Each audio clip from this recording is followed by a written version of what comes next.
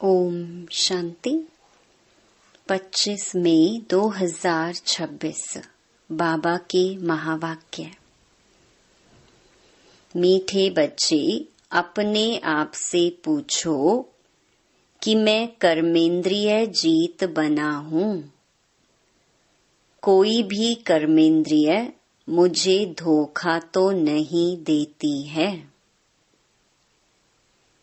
प्रश्न: कर्मातीत बनने के लिए तुम बच्चों को अपने आप से कौन सा वायदा करना है? उत्तर: अपने से वायदा करो कि कोई भी कर्मेंद्री कभी भी चलायमान हो नहीं सकती। मुझे अपनी कर्मेंद्रियां वश में करनी है। बाबा ने जो भी डायरेक्शन दिए हैं उन्हें अमल में लाना ही है। बाबा कहे, मीठे बच्चे, कर्मातीत बनना है तो कोई भी कर्मेंद्रिय से विकर्म मत करो। माया बड़ी प्रबल है, आंखें धोखेबाज हैं, इसीलिए अपनी संभाल करो। ओम शांति। बच्चे आत्म अभिमानी होकर बैठे हो। अपने आप से पूछो। हर एक बात अपने आप से पूछनी पड़ती है। बाप युक्ति बताते हैं कि अपने से पूछो, आत्म अभिमानी हो बैठे हैं। बाप को याद करते हैं क्योंकि यह है तुम्हारी रूहानी सेना। उस सेना में तो हमेशा जवान ही भर्ती होते हैं। इस सेना में जवान 14-15 वर्ष के भी हैं, तो 90 वर्ष के बूढ़े भी हैं, तो छोटे बच्चे भी हैं। यह सेना है माया पर जीत पाने के लिए। हर एक को माया पर जीत पहन बाप से बेहद का वर्षा पाना है, क्योंकि माया बहुत दुष्टर है। बच्चे स्वयं भी जानते हैं कि माया बड़ी प्रबल है। हर एक कर्मेंद्रिय धोखा बहुत देती है। सबसे पहले जास्ती धोखा देने वाली कौन सी कर्मेंद्रिय है? आंखें ही सबसे जास्ती धोखा देती हैं। अपनी स्त्री होते हुए भी दूसरी कोई खूबसूरत देखेंगे तो झट वह खींचेगी। आंखें बड़ा धोखा देती हैं, दिल होती है उनको हाथ लगाएं। बच्चों को समझाया जाता है, सदैव बुद्धि से यह समझो कि हम ब्रह्मा कुमार कुमारियां भाई बहन हैं। इसमें माया बहुत गुप्त धोखा देती है। इसीलिए यह चार्ट में भी लिखना चाहिए कि आज सारे दिन में कौन कौन सी कर्मेंद्री ने हमको धोखा दिया। सबसे जास्ती दुश्मन है यह आंखें। तो यह लिखना चाहिए, फलानी को देखा हमारी दृष्टि गई। सूरदास का भी मिसाल है ना। अपनी आंखें निकाल दी। अपनी जांच करेंगे तो आंखें धोखा जास्ती देती हैं। अपनी स्त्री को भी छोड़ कोई अच्छी देखी तो उस पर फिदा हो जाते हैं। कोई गायन में होशियार होंगी, श्रृंगार अच्छा होगा तो आंखें झट चलायमान हो जाएंगी। इसीलिए बाबा कहते हैं यह आंखें बहुत धोखा देती हैं। भल सर्विस भी करते हैं परंतु आंखें बहुत धोखा देती हैं।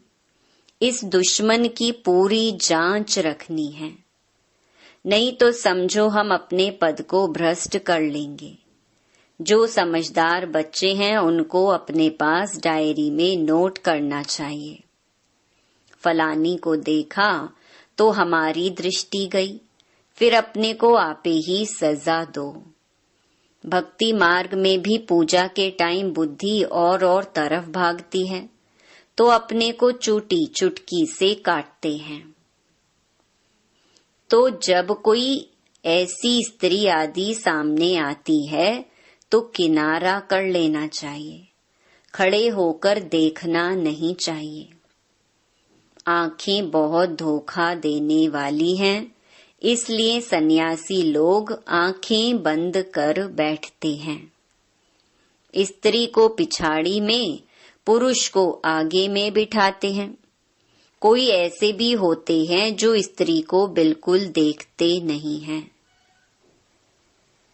तुम बच्चों को तो बहुत मेहनत करनी है। विश्व का राज्य भाग्य लेना कोई कम बात थोड़ी है। वो लोग तो करके 10, 12, 20 हजार, 1-2 लाख करोड़ इकट्ठा करेंगे और खलास हो जाएंगे। तुम बच्चों को तो अविनाशी वर्षा मिलता है, सब कुछ प्राप्ति हो जाती है।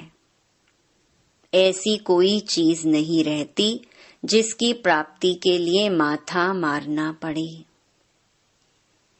कलयुग अंत और सतयुग आदि में रात दिन का फर्क है। यहाँ तो कुछ भी नहीं है। अभी तुम्हारा यह है पुरुषोत्तम संगम युग। पुरुषोत्तम अक्षर जरूर लिखना है। मनुष्य से देवता किए करत न लागी वार। तुम अभी ब्राह्मण बने हो, मनुष्य तो बिल्कुल घोर अंधियारे में हैं। बहुत हैं जो स्वर्ग को देख न सके। बाप कहते हैं, बच्चे तुम्हारा धर्म बहुत सुख देने वाला है। मनुष्यों को थोड़े ही कुछ पता है।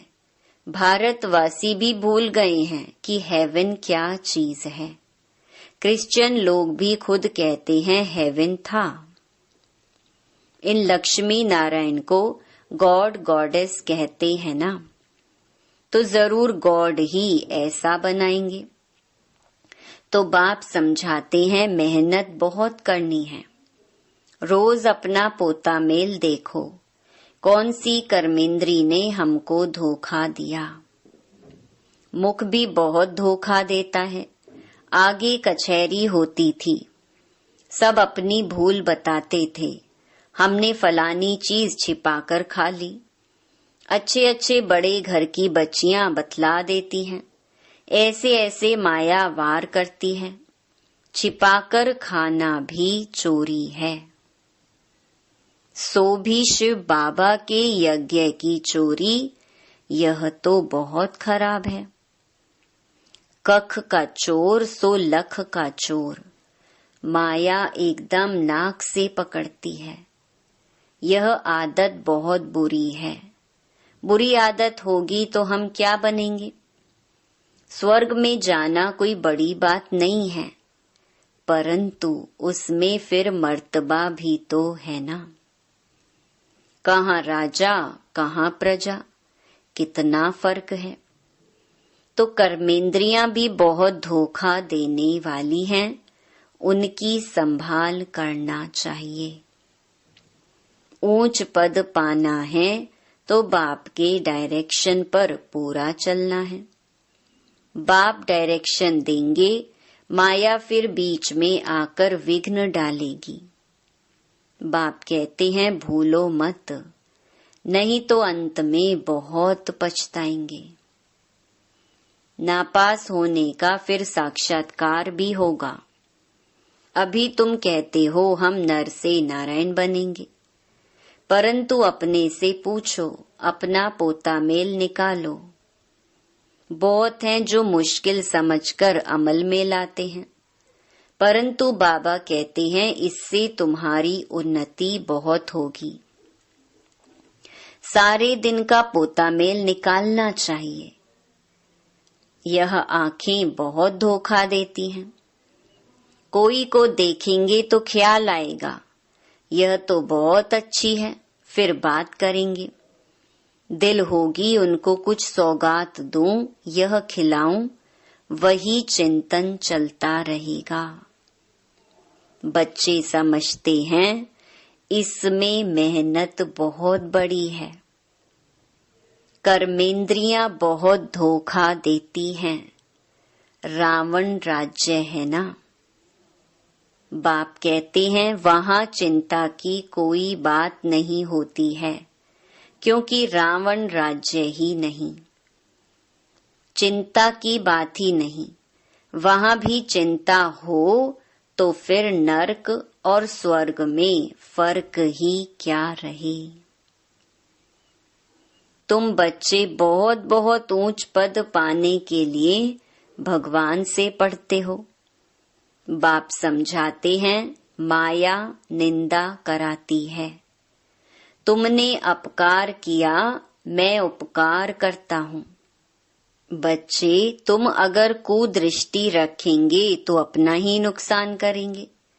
बहुत बड़ी मंजिल है, इसीलिए बाबा कहते हैं अपना पोता मेल देखो। कोई विकर्म तो नहीं किया, किसको धोखा तो नहीं दिया। अब विकर्माजीत बनना है। विकर्माजीत के संवत का किसको पता नहीं है सिवाय तुम बच्चों के। बाप ने समझाया है विकर्माजीत को 5000 वर्ष हुए, फिर विकर्म करते हैं तो वाम मार्ग में जाते हैं। कर्म अकर्म विकर्म अक्षर तो है ना। माया के राज्य में मनुष्य जो भी कर्म करते हैं वह विकर्म ही बनता है। सतयुग में विकार होते नहीं तो विकर्म भी कोई बनता नहीं। यह भी तुम जानते हो, क्योंकि तुमको ज्ञान का तीसरा नेत्र मिला है। तुम त्रिनेत्री बने हो। तो त्रिकालदर्शी त्रिनेत्री बनाने वाला है बाप। तुम आस्तिक बने हो तब त्रिकालदर्शी बने हो। सारे ड्रामा का राज बुद्धि में है। मूल वतन, सूक्ष्म वतन, स्थूल वतन, 84 का चक्कर, फिर और धर्म वृद्धि को पाते हैं। वह कोई सद्गति नहीं कर सकते, उनको गुरु भी नहीं कह सकते हैं। सर्व की सद्गति करने वाला एक ही बाप है। अभी सबकी सद्गति होनी है।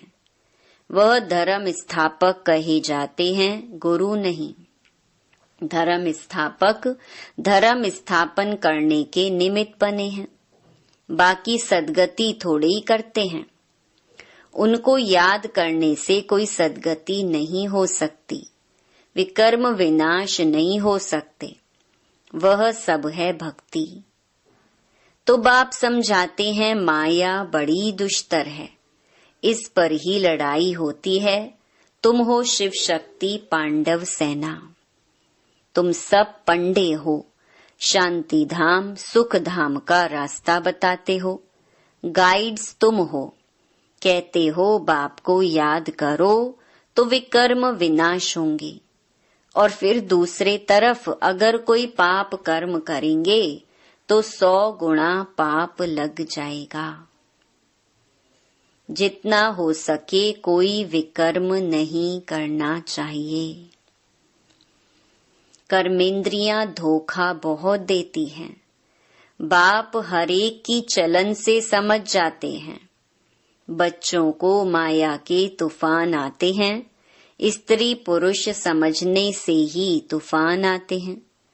तो इन आँखों पर कितना कब्जा अधिकार रखना चाहिए। हम तो शिव बाबा के बच्चे हैं। बाप से अंजाम कर राखी भी बांधते, फिर भी माया धोखा दे देती है, फिर छूट नहीं सकते हैं।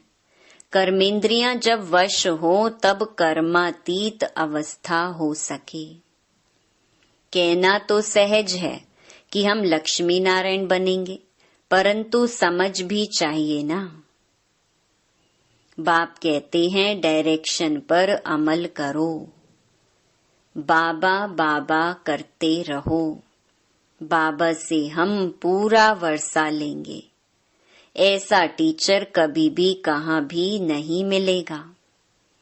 इन सब बातों को देवताएं भी नहीं जानते, तो पिछाड़ी के धर्म वाले फिर कैसे जान सकते हैं। बाबा कहते हैं मैं कुछ कहूँ तो भी समझो यह शिव बाबा कहते हैं, ऐसे मत समझो कि यह दादा कहते हैं। यह तो मेरा रथ है। यह क्या करता, तुम बच्चों को राजाई मैं देता हूँ। यह रथ थोड़े ही देता है, यह तो बिल्कुल बेगर है। यह भी बाबा से वर्षा लेता है। जैसे तुम पुरुषार्थ करते हो वैसे यह भी करता है। यह भी स्टूडेंट लाइफ में है। यह रथ लोन पर लिया हुआ है, तमो प्रधान है। तुम पूज्य देवता बनने के लिए, मनुष्य से देवता बनने के लिए पढ़ते हो। कोई की तकदीर में नहीं है तो कहते हैं मुझे तो संशय है, शिव बाबा कैसे आकर पढ़ाते हैं, मुझे तो समझ में नहीं आता है। बाप की याद बिगर विकर्म विनाश हो ना सके। पूरी सजा खानी पड़ेगी। यह राजाई स्थापन हो रही है। राजाओं को कितनी दासियां होती हैं। बाबा तो राजाओं के कनेक्शन में आया हुआ है। दासियां दहेज में देते हैं। यहाँ ही इतनी दासियां हैं तो सतयुग में कितनी होंगी। यह भी राजधानी स्थापन हो रही है। बाबा जानते हैं बच्चे क्या क्या कर रहे हैं। हर एक के पोता मेल से बाबा बता सकते हैं। इस समय मर जाएं तो क्या बनेंगे। कर्मातीत अवस्था को पिछाड़ी में सब नंबरवार पाते हैं। तो यह कमाई है। कमाई में मनुष्य कितना बिजी रहते हैं। खाना खाते रहेंगे, टेलीफोन कान पर होगा। ऐसे आदमी तो ज्ञान उठा ना सकी। यहाँ गरीब साधारण ही आते हैं। साहूकार लोग तो कहेंगे फुर्सत कहाँ। अरे सिर्फ बाप को याद करो तो विकर्म विनाश हो जाए। तो बाबा मीठे मीठे बच्चों को बार बार समझाते हैं। हर एक को यह पैगाम देना है, जो ऐसा कोई न कहे कि हमको क्या पता शिव बाबा आया हुआ है। बस सारा दिन बाबा बाबा ही कहते रहो। कई बच्चियां बहुत याद करती हैं। शिव बाबा कहने से ही कई बच्चों को प्रेम के आंसू आ जाते हैं। कब जाकर मिलेंगे, देखा नहीं है तो भी तड़फती रहती हैं। और देखे हुए फिर मानते नहीं। वह दूर बैठे आंसू बहाती रहती हैं। वंडर है ना। ब्रह्मा का भी बहुतों को साक्षात्कार होता है। आगे चल बहुतों को साक्षात्कार होगा। मनुष्य को मरने समय सब आकर कहते हैं भगवान को याद करो। तुम भी शिव बाबा को याद करो। बाप कहते हैं बच्चे पुरुषार्थ में मेकअप करते रहो। मौका मिलता है तो मेकअप करो। कमाई कितनी भारी है। कोई कोई तो ऐसे हैं जो कितना भी समझाओ तो भी बुद्धि में नहीं बैठता। बाप कहते हैं ऐसे नहीं बनना है। अपना कल्याण करो। बाप की श्रीमत पर चलो। तुमको बाप पुरुषों में उत्तम बनाते हैं। यह है एम ऑब्जेक्ट। बाबा सर्विस के लिए कितनी युक्तियां बताते रहते हैं। संदेश तो सबको देना है। जो समझें यह तो बरोबर सच कहते हैं। इस लड़ाई से ही खास भारत में आम सारे विश्व में सुख शांति होती है। ऐसे ऐसे पर्चे सभी भाषाओं में छपाने पड़े। भारत कितना बड़ा है, हर एक को पता होना चाहिए। जो ऐसे कोई न कहे कि हमको पता ही नहीं पड़ा। तुम कहेंगे, अरे एरोप्लेन से पर्चे गिराए, अखबार में डाला, तुम जागे नहीं, यह भी दिखाया हुआ है। अच्छा, मीठे मीठे सिकिलधे बच्चों प्रति मात पिता बाप दादा का याद प्यार और गुड मॉर्निंग। रूहानी बाप की रूहानी बच्चों को नमस्ते। धारणा के लिए मुख्य सार। पहला, स्वयं में जो भी बुरी आदतें हैं उनकी जांच कर उन्हें निकालने के लिए मेहनत करनी है। अपना सच्चा सच्चा पोता मेल रखना है। बाप के डायरेक्शन पर चलना है। दूसरा, कोई ऐसा कर्म नहीं करना है जिससे बाप का नाम बदनाम हो। अपनी उन्नति का ख्याल रखना है।